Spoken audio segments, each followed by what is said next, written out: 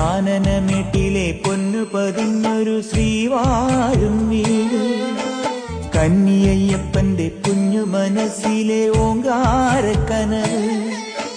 നാമം ജപിക്കുമെൻ ആത്മാവിലായിരം കർപ്പൂരത്തെളിവ്, നാദവേദങ്ങളൻ നാവിൽ തുളുമ്പുന്നതയ്യാനിൻ കനവ്.